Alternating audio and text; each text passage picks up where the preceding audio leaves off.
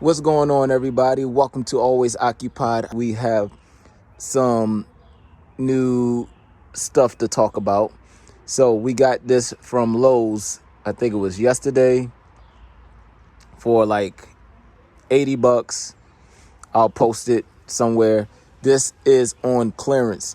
When you get up in the morning, you shall go to Lowe's to see if they have this stuff on clearance. All right, they had fire pits for like $30, $40, $50.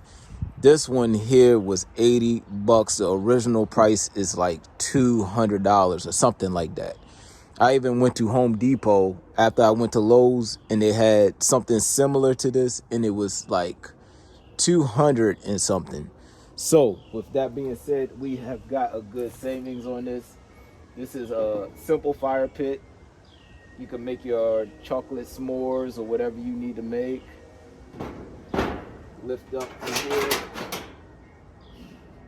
and then that's it. Has a little hole, air hole on the bottom of it.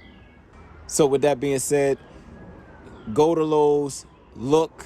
This might be on clearance if you're close to any Lowe's or something, or go to Home Depot. They might have it on clearance.